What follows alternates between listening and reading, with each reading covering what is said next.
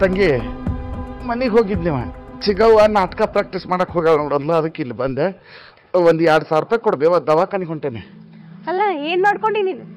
ಏನಿಲ್ಲ ಬಿಡು, ಮನೆ ಒಟ್ಟದ ಕೆಲಸ ಮಾಡ್ಬೇಕಾರೆ ಅವಘಡ ಅಥವಾ ಅದು ಹಿಂಗಾಗಿ ಕೈ ತಲೆ ಭಾಳ ಹೊಡೆತು ಬಿದ್ದೈತಿ, ಅದಕ್ಕೆ ದವಾಖಾನಿಗೆ ಹೋಗೋದೈತಿ. ಒಂದು 2,000 ರೂಪಾಯಿ ಕೊಡ್ಬೇವ.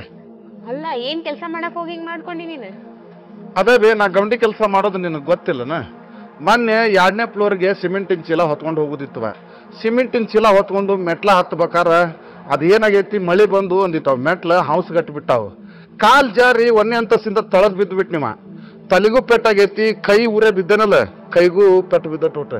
ಅದಕ್ಕೆ ಡಾಕ್ಟ್ರ್ ಏನಂದ್ರೆ ಎಲ್ಲಬೇನ್ರ ಕ್ರ್ಯಾಕ್ ಆಗೈತೆ ಅನ್ಪ, ಅದನ್ನ ಎಕ್ಸ್ರೇ ಮಾಡೋನು, ಒಂದು 2,000 ರೂಪಾಯಿ ತೊಗೊಂಬ ಅಂದಾರ. ಅದಕ್ಕೆ ಕೊಡಬೇವ.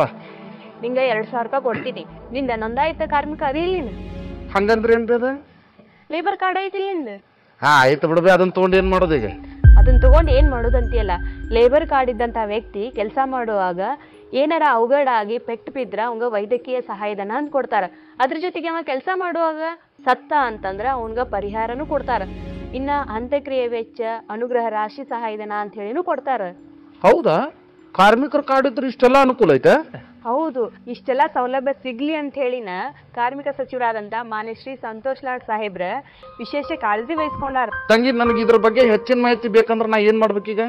ಇದ್ರ ಬಗ್ಗೆ ಹೆಚ್ಚಿನ ಮಾಹಿತಿ ಬೇಕಂತಂದ್ರ ಕಾರ್ಮಿಕ ಇಲಾಖೆ ಕನ್ಸ್ಟ್ರಕ್ಷನ್ ಬೋರ್ಡ್ ನ ಸೋಷಿಯಲ್ ಮೀಡಿಯಾ ಪೇಜ್ಗಳಾದ ಫೇಸ್ಬುಕ್, ಇನ್ಸ್ಟಾಗ್ರಾಮ್, ಯೂಟ್ಯೂಬ್, ಎಕ್ಸ್ ಖಾತೆಗಳಿಗೆ ಭೇಟಿ ನೀಡಿ.